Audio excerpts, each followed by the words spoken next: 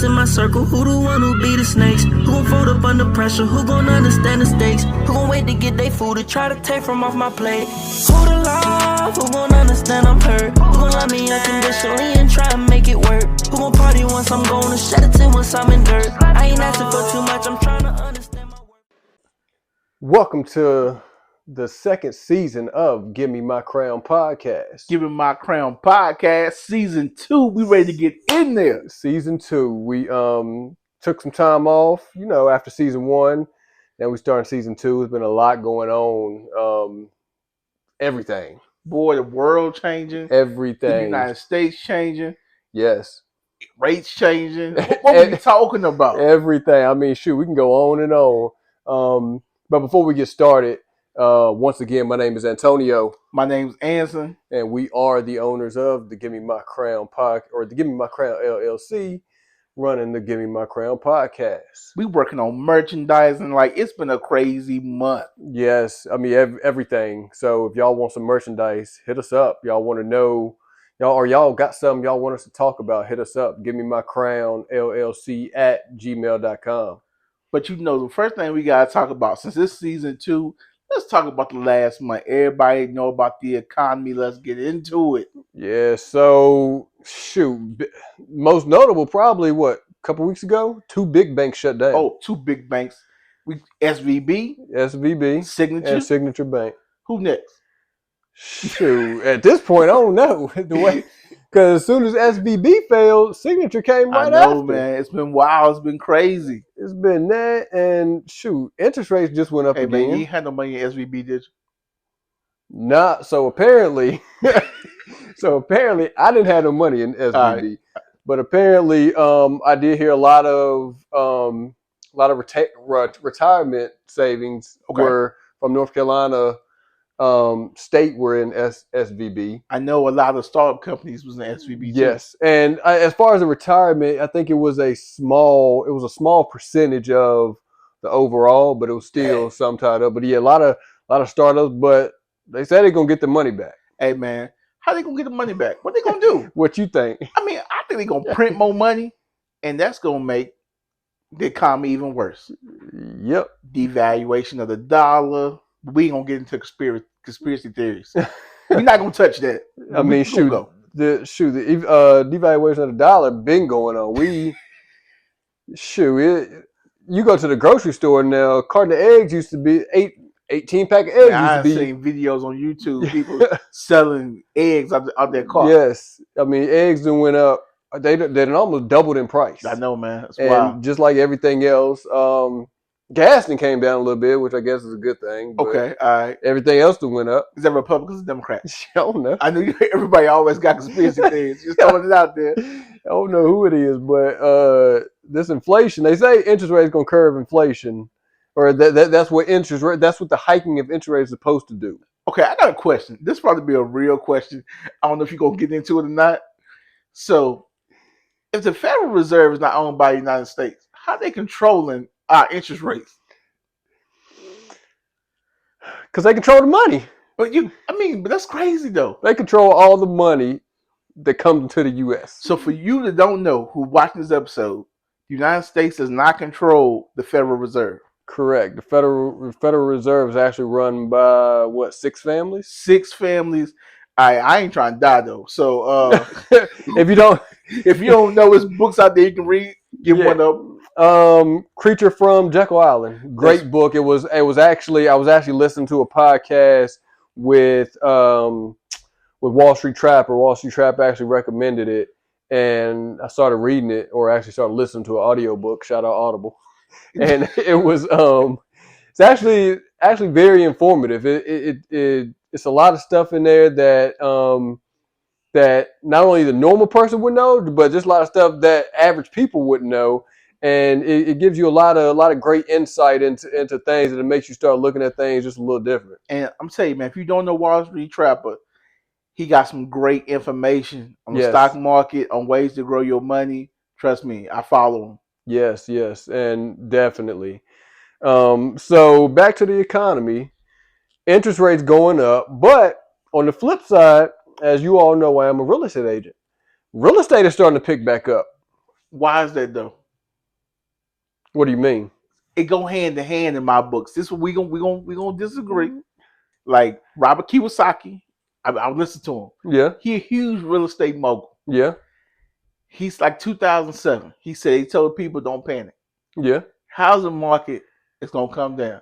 They already saying housing market is overvalued in certain cities, like Atlanta being one of them. I believe that. But another thing with it, with interest rates going up, um, you, normally when interest rates are high, Yeah, housing prices are low. So the Yeah. problem is, if those interest rates start to come back down, housing prices are going to rise again because That's people true. can afford more. that's right. But as they always say, now is the right time to buy I get that, right? because you can always refinance. I get that. That's true.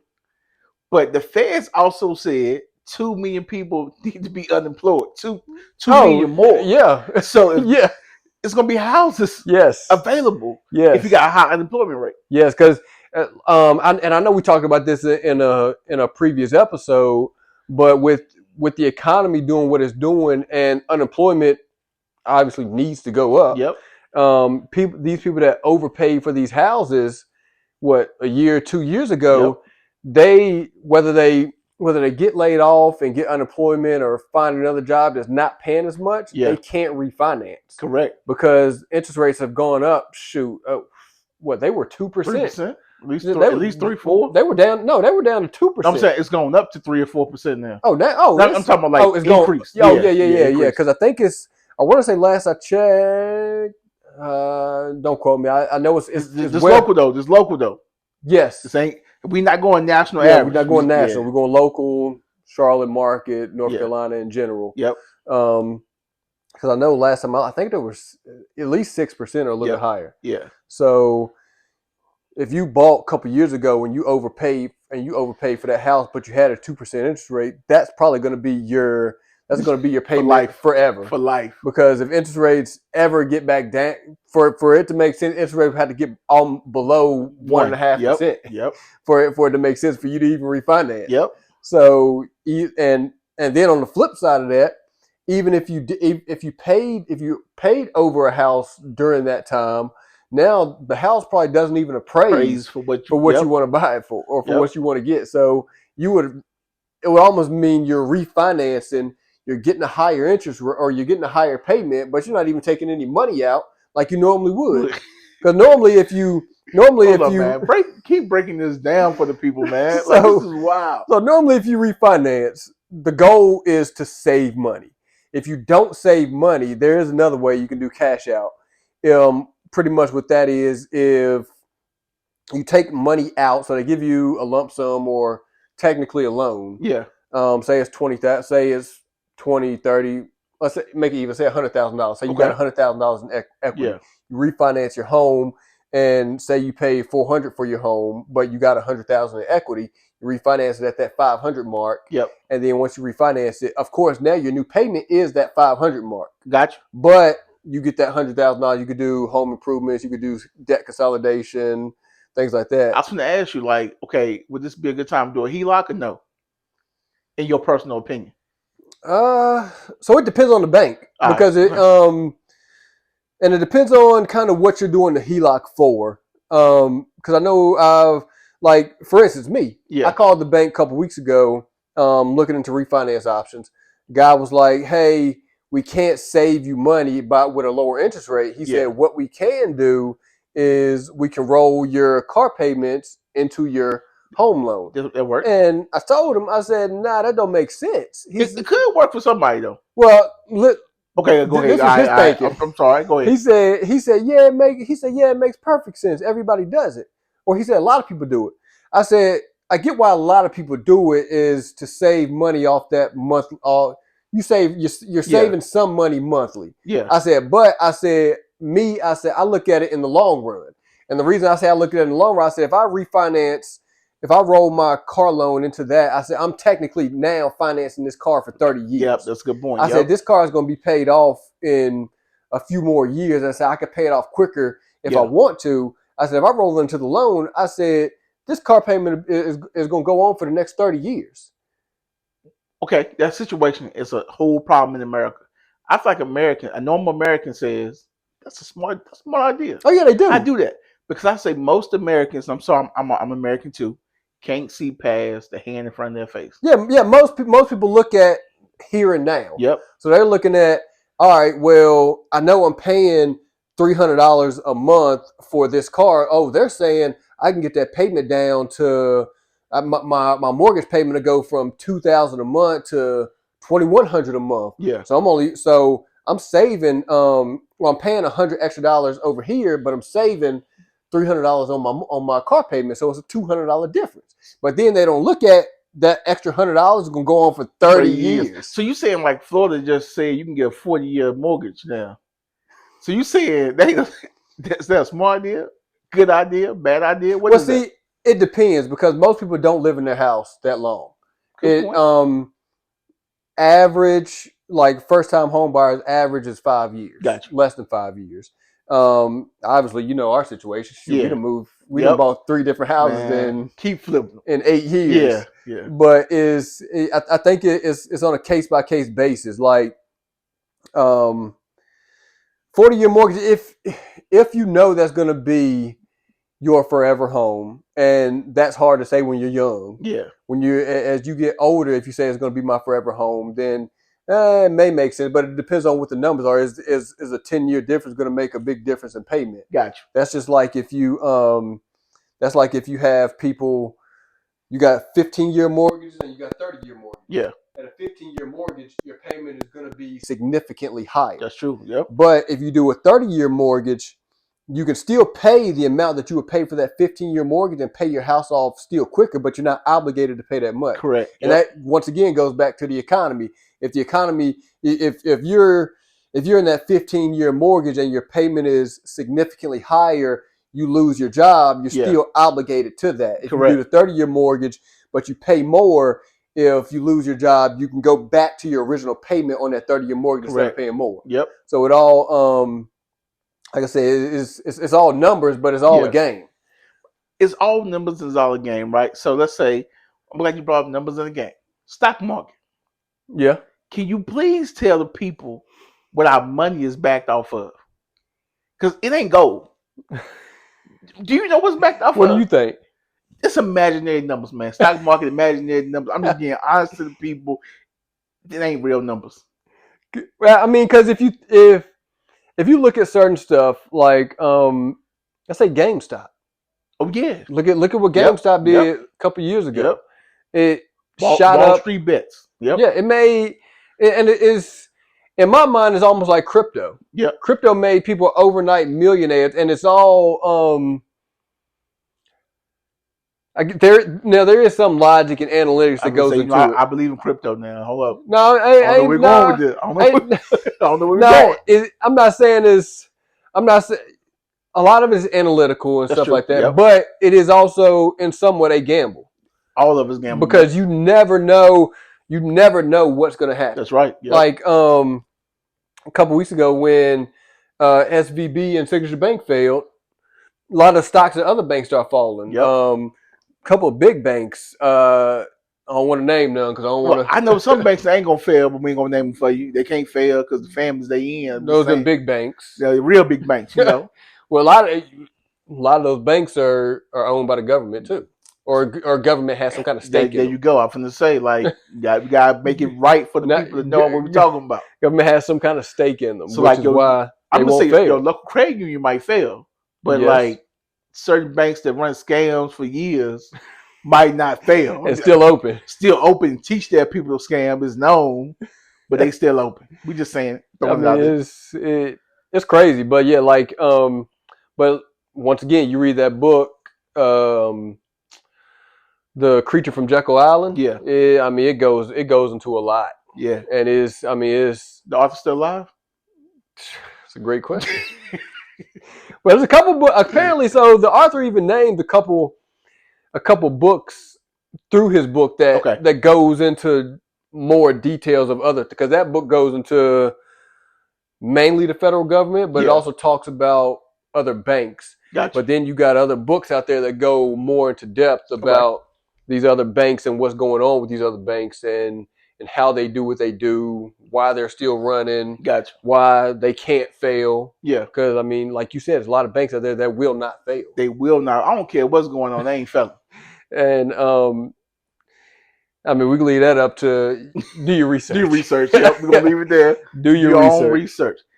That's why, as an investor, man, I'm skeptical of everything right now. Because Yes. when you look at the billionaires of the world, the Warren Buffetts, I'm going to throw his name out there, you know, the Jeff Bezoses, they ain't doing nothing with their money right now. Yeah. And you look at people like, because you got a lot of people panicking too, pulling their money out of crypto, pulling their money out of stock.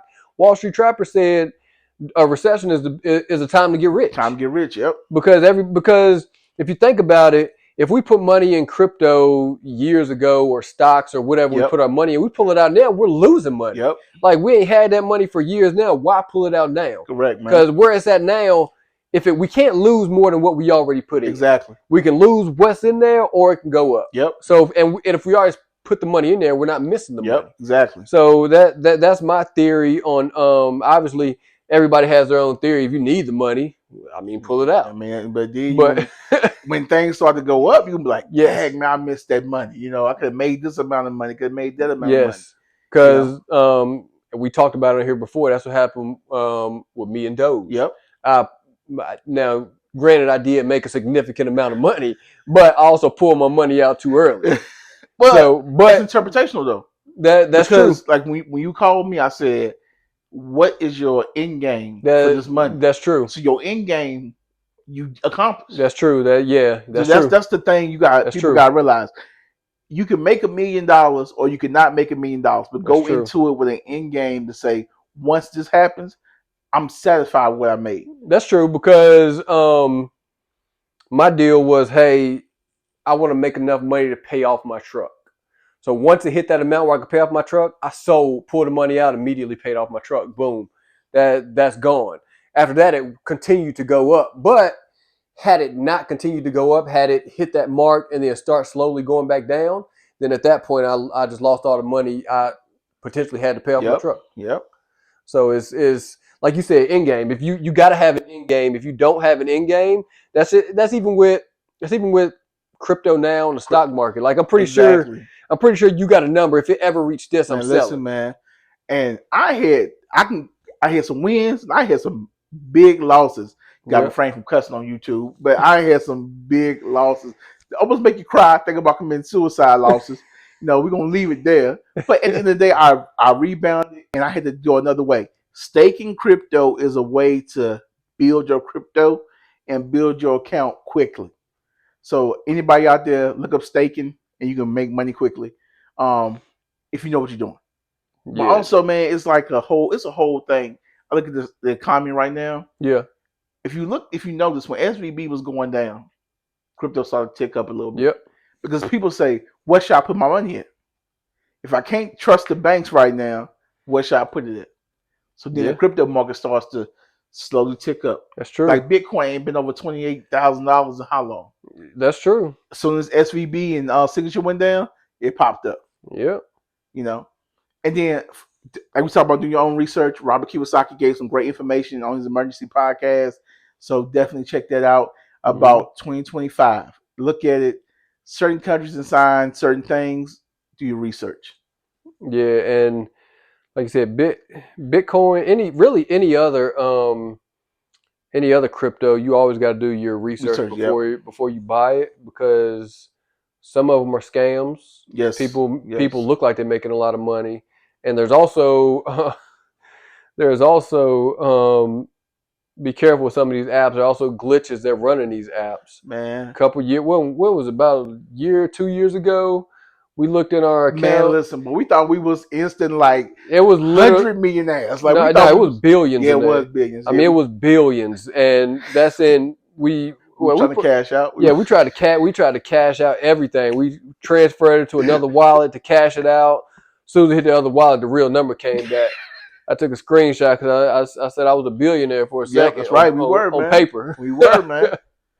I mean, it's crazy, but yeah, you definitely do your research because if you, like I said, if you Keith said, you pay attention to the economy, stocks and crypto don't always do the same thing. Exactly. Sometimes they do the opposite, but you always got to do your research. And there are certain big companies is smart to put your stock in because they won't fail. They won't fail. There's a lot of big companies that will not fail. I know one that won't fail, boy. You're gonna need toothpaste, you're gonna need deodorant, you're gonna need all the stuff that all the essentials P&G make.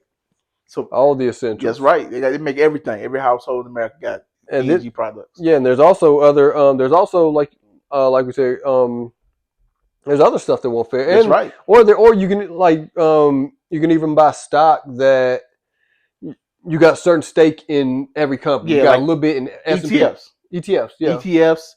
You got like you say S&P. Yep. Index funds. Yes, because that's really for if you don't know what to buy. Obviously, do your research and see what's hot, see what the experts say, and at that point you may say, hey, okay, I want to try this stock, I want to try that stock, I want to try this stock. But other ones allow you to put your money into multiple Fortune 500 companies, and like I said, it's not just one. So you're dependent on all those companies instead of just one. And if you're looking to get started, it's certain podcasts you can look at. Like I looked at Earn Your Leisure for a long time. Yes, Earn Your Leisure. They got some great knowledge. They have some great people on there. Market Mondays. Yep. Usually every single Monday. Great knowledge. Yep. And so you got Earn Your Leisure. You got Wall Street Trapper. You got Robert Kiyosaki. Got podcasts. Yeah. I mean, it's a ton, man. I mean, I can go on and on. Yes, them the main one. Those are the main ones, especially Wall Street Trapper breaks it down so anybody can understand. Yeah, he put it on the street level for the most hood person that need to understand how this game works. Yes, and the way he breaks it down, like you said, it makes it easy to understand because he used layman terms. Yep. He doesn't use the big words, and stuff like that. He breaks it down into, all right, this is what you do, and you look at it like, oh, okay, like real analogies, like option trade. I'm like, what is option trade? He like, okay, this is what option trading is, but he break it down the way anybody can understand it. Yeah, and EYL same way. EYL, because one of the guys on there, Rashad, is it Rashad that used to be the teacher? Yes. No. It's the other guy. Okay, so one of them used to be a teacher, so he knows how to. He talks in a way so you can understand. And they got a whole university. EYL University. You can go online. You can go to is it EYL.com or EYL.edu? Just search Earn Your Leisure online. You'll find it. They got a lot of great knowledge. They got subscriptions you can subscribe to, and like I said, they got Market Mondays every day on YouTube, and it's free. It's free knowledge. Social Proof. That's another one I look at. Social Proof. Yeah, Social Proof is good. He has a lot of smart people in there. Him 500. Yep. Him 500 is big. Him 500. Yes. He's big on credit. Yes. He will teach you how to use and leverage credit in a smart way. Correct. But it's a lot of podcasts that teach you, and Earn Your Leisure. One of the guys on there is actually a financial advisor. Yep. So there's a lot of knowledge and stuff. Ian, yes, that he can give you that pretty much is solid. Good segue. Financial advisor. Don't you have an announcement for the people? I do have a financial coaching business, AE Financial Coaching. What AE Financial Coaching is? So, coaching and advising is two separate things. Advising is telling you where to put your money, how to invest your money, what to invest your money in. Coaching is taking the money you already have, going over a budget, telling you how to better manage your money, how to create a budget, how to set a budget, how to stay on budget, and sets you up for long-term wealth as far as savings and things like that. So if you come to me, we're gonna sit down, we're gonna go over your bank statements, we're gonna see where you wasting money at, where you spending money at, how you can spend your money better, where your money is going, how to set up a budget, how to keep you on budget, and how to create a long-term plan. So in the future, if anything ever happens, you're not hurting for money or you're not stressing out. It's to put you in a place of financial wealth for you, your family, your kids, whoever. So I can be reached at aefinancialcoaching@gmail.com. I already have helped a couple clients out.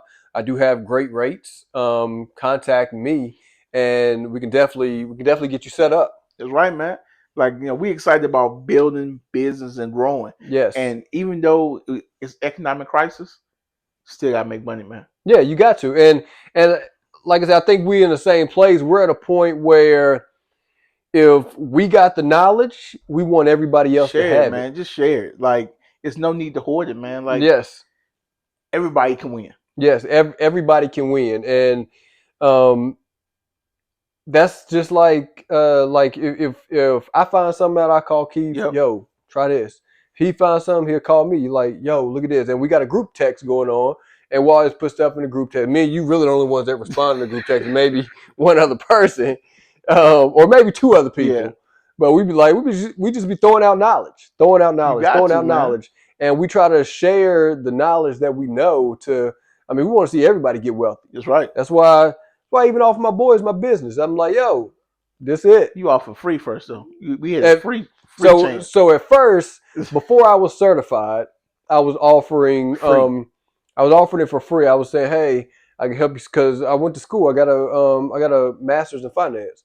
So I was like, hey, I can help you set up your budget. I can help you manage your money, stuff like that. Nah, I'm good. I'm like, all right, cool. So then after that, it was like, now that I'm certified, everybody like, yo, you gonna help me? I'm like, I'm running the actual business now. Yep. I'm certified. I'm certified through Ramsey Solutions. So it's like now I'm still down to help you, and I'm giving you a great rate, better than you'll find anywhere else. Like, pay the money. You wouldn't go to your barber and say, hey, I need a haircut, but you gonna cut me for free this time? Man, we've been telling them for years, man, charge for the service. Yeah. And now you charge, and now they want it free. Now they want it free. Yeah, man, game ain't free, man. That's all I'm gonna say. Exactly. Man. Game ain't free. Exactly. You offer it free first, they ain't want it. Now they ain't free. Exactly. You can't build a business by offering free services. Right. And like I said, you even get a consultation. I've had one of my boys call me for a consultation, and got him signed up. Yeah. And and he's doing good things right now. Like I said, it's a 6-month commitment at least. He's already said he's going to go longer than the 6 months, but it's a 6-month commitment at least. And the reason it's a 6-month commitment is because they say on average, when you put somebody on a budget, it takes them 3 to 4 months to either adapt or start seeing change. Because within that first month, either they're going to go real hard and burn themselves out, or they're gonna slowly, gotcha. And then by that third month, usually if they follow the plan, by that third month they're starting to see changes. Okay, and I'm gonna tell y'all this: if you got a friend that's a financial coach, you can get the game for free if you just listen to when he talk. I'm gonna put that out there. If you listen to the man talk and don't overtalk him, just yep, you getting the game because it's in him to give the game. So just listen to the people who got the knowledge. Yeah, and it's all out there. Yeah. Trying to think what else. What else? So we talked about the banks crash. Yeah. All right. So we talked about stock market. It's hit or miss these days. Yeah. My question is, man, we talk about like economics. What does Russia and China play a part in economics here? If we go to war, or if we don't go to war, or do we want to say that for another podcast? We can say that for another podcast. Okay, I'm saying because all of them are gonna run together. Because we can go to a whole podcast with that, like just in itself. Man, because we saying in my mind is acts of war. Oh yeah, 100%. I'm saying like, how does this affect the economy? Because in my mind, I'm looking at the whole bigger play, like Putin talking to the Saudis. Yeah. Saudis control oil prices. Mm-hmm. You know what I'm saying? So that's a global market that he trying to tap into. Then he got China, who we get a lot of import from. Yeah, because I mean we do a lot of companies over here do a lot of manufacturing in China. Exactly. Because it's cheaper. So you got to think if if something happens and we're at bad blood with China Yeah. and they stop doing that manufacturing, they say manufacturing over there is a fraction of the cost it would It be is, here. man. So when you bring that stuff back here, you're going to have to, first of all, employ more people. So it gives Correct. more people jobs, but then the price of everything goes up. But that ain't what we want to do. Though. We want people to lose jobs, not Exactly. actually get jobs. Exactly. All right, so we're just saying. Because if you got to pay those people, Yeah. it's higher to make it here. So you gotta pay. You're paying extra money for them to make the product. Okay. You're paying extra money for them to hire the people to make the product. Yeah. And you're paying extra money for the product itself. That's right. So I'm just saying, man. From the way I look at it, the game is set up for us to fail. Oh yeah. So we gotta not fail. Yes. Okay, that's all I'm saying. I need the people to understand that it's set up for you to fail, but you don't want to fail, so don't fail. You got to do your homework. That's right, man. You got to do your homework, and you got to be smart about the moves you make. If you are not smart, or if you just make moves, if you do something just to do it without doing your research, that's an easy way to fail.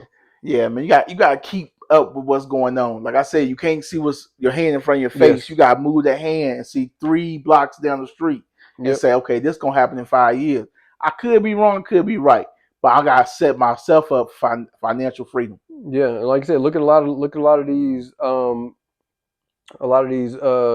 videos. They know exactly what they're talking about. A lot of them know what the market's going to do, or they can at least better predict what the market's going to do than we can. Yep. They can say, "Hey, market's going to crash. Housing market's going to crash at this time, or it's going to be a recession, or something like that." And even what they say is not 100%, but they give you the background. Yep. And they have the background to be able to provide that knowledge. So if they tell you something, they're telling you for a reason, and most of the time they're telling you why they're telling you that. Exactly. Yep. So they're saying, "Hey, this is going to happen because historically, every time this has happened, this has happened." Yep. So they say, every time we went into a recession, this has happened right before. But we changed the terminology of what is considered a recession. So we ain't really in a recession, but we gonna be in a recession. It's all the same. It's the same to me. We've been in a recession since the end of 2022, but it's like they saying now we're not in a recession yet. They can call it what they want to call it. In my personal opinion, it's only gonna get worse. So be prepared for the worst. Yeah, you always got to be prepared. You always want to be prepared because you want to, like you said, you want to put yourself in a situation where you won't fail. Yep. Because I mean, obviously, you don't want to fail. Man, if you fail, you don't just fail yourself. You fail your family. Yep. You know what I'm saying? Then you got, in the times of recession, mental health goes down for people. When I say go down, people get stressed, people get worried, anxieties. Mm-hmm. But when you have financial success, freedom, you don't have those certain. Because it's one more thing you ain't got to worry about. Exactly. You don't got to worry about how you get money, where the money coming from. Yep. Oh shoot, if something I'm living paycheck to paycheck, so if something happened, I don't got enough money to fix this. I don't got enough money to do that. So definitely do your research, set yourself up for long-term success, because you want to be able to put yourself in a place where if the market goes up, I'm good. If the market goes down, I'm good. Like I'm gonna end it on a joke though. I was thinking about something today. You was picking with me. You was like, "Hey man, we don't get a new car." And the day I was thinking, like, if 2 million people supposed to lose their job, there's gonna be a lot for sale signs for cars on the street. And I can say, I want that car. So, but that's being in a place where you can say, I want that car versus, just being stupid and can't afford the car because you out work. Yeah, but car prices, for one, are not going down. It ain't, but if you ain't got a job, you'll sell your car though. So that's why I look at it. Because for one, there is a company that makes trucks. I ain't gonna say the company name. They have stopped manufacturing these trucks in order to drive the drive the demand up, but there's not enough. But there's not enough trucks, so the supply is low, but the demand is high. So you see a truck one week that's one price, next week exact same truck is $3,000 more. Hey man, they can do it because they got a high demand. Obviously, because they're doing it. Yeah, man. Like. Sometimes you gotta just sit and wait. I'm waiting. Patient. Yeah. Only reason I got a truck is, I got a new truck because it was a deal I couldn't pass up on. I'm gonna tell you something right now. That thing bad though. The dude, it's bad though. The guy at the dealership, like, you ain't gonna find another truck within $5,000 of this one. He was like, and I guarantee it. Yeah. And I'm like, man, he just trying to sell the truck. He knew what he had. I left the car dealership. I started doing my research. I'm like, dang. I'm like, he was right. Next one I seen was 7,000 more than that one, and exact same everything, different colors. I'm like, you know what? Yeah, let me go ahead and back and get this truck. Hey man, sometimes you gotta pull that trigger, man. So but yeah, like I said, a lot going on, a lot that went on the past month. Right. Oh, shout out Paul and Dennis. Oh yeah, yep. Death to Self podcast. Check them out. Check them out. Death to Self. They're on all the platforms. Like I said, podcast name is Death to Self. They're going into the Bible, faith, things like that. So definitely check them out. Great podcast. They give a lot of great knowledge of the Bible. So if you're into the Bible, if you like the Bible, if you read the Bible, definitely check them out. They're giving a lot of great knowledge. And we gotta get them on the podcast, man. We'll definitely get them on the podcast. We all gotta link up and get together and talk, man. One big podcast. And this season we're gonna have a lot of new people on here. Yes. A lot of new guests. Gonna like I said, bring y'all a lot more topics. If y'all got something y'all want us to talk about, let us know. Y'all want some merchandise. Hopefully, man, we can get my sister-in-law, Tiffany Graham. Yes. I mean, Virtuous Designs on here. Let her talk about her brand. Because she's the one that created our logo. Yeah, man. We working on some stuff, trying to perfect it before we get it, y'all, but give it to the people. But trust me, she's working with us. Yep, getting her on here.